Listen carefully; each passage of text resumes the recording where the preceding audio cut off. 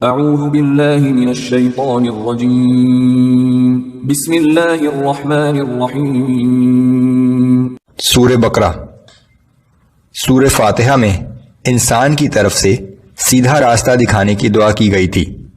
اب سورہ بقرہ کی آیات نمبر 2 تا 5 میں اس دعا کا جواب ہے کہ یہ قرآن ایسی کتاب ہے جو دنیا کے تمام انسانوں کو سیدھا راستہ دکھانے کے لیے نازل کی گئی ہے، لیکن اس سے فائدہ وہی لوگ اٹھائیں گے جو اس پر ایمان لائیں گے اور اس کے احکام پر عمل کریں گے۔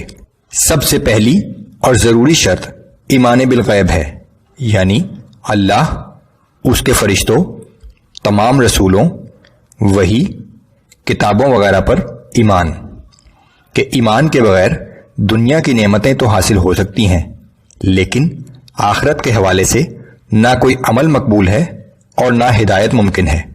مومنین کی 6 خصوصیات کا ذکر۔ اعوذ باللہ من الشیطان الرجیم بسم اللہ الرحمن الرحیم۔ الف لام میم۔ الف لام میم یہ حروف مقطعات ہیں۔ ذالک الکتاب لا ریب فیہ ھدی للمتقین۔ یہ الکتاب ہے، اس میں کچھ شک نہیں، یہ اللہ سے ڈرنے والوں کی رہنمائی کرتی ہے۔ بلا شبہ یہ اللہ کی طرف سے بھیجی ہوئی کتاب ہے، یہ وہی کتاب ہے جس کا وعدہ تورات اور انجیل میں کیا گیا تھا، اور مزید یہ کہ اس کے مضامین شک و شبہ سے بالاتر ہیں۔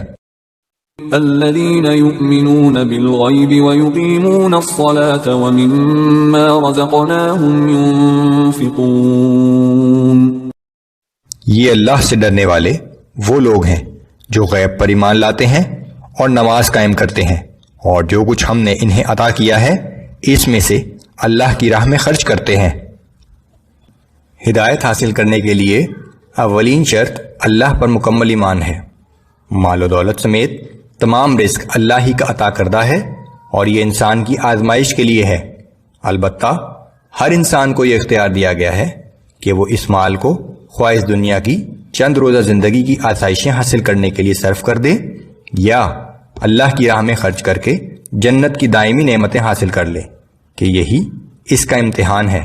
يؤمنون بما أنزل إليك وما أنزل من قبلك وبالآخرة هم يوقنون۔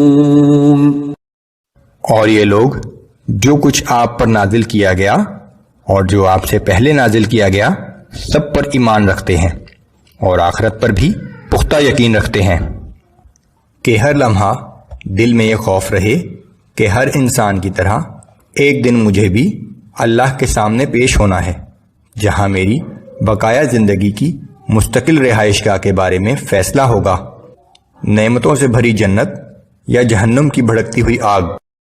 اولئک علی ھدی من ربہم واولئک ھم المفلحون۔ یہی لوگ اپنے رب کی طرف سے ہدایت پر ہیں اور یہی لوگ حقیقی کامیابی پانے والے ہیں۔ ان خصوصیات میں سے 4 کا تعلق ایمان و یقین سے ہے، جبکہ 2 کا تعلق اعمال سے ہے۔ ایمان لاتے ہی عملی زندگی میں نماز اور انفاق فی سبیل اللہ ضروری قرار پائے۔ حج اور روزے کا یہاں ذکر نہیں ہے کیونکہ وہ اپنے وقت پر آئیں گے، لیکن یہ 2 چیزیں فوراً ضروری قرار دے دی گئیں۔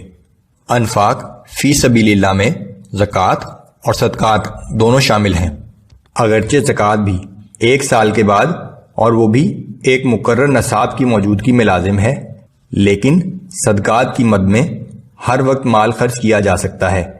یہ ایک مستقل عبادت اور اللہ کے نزدیک انتہائی پسندیدہ عمل ہے۔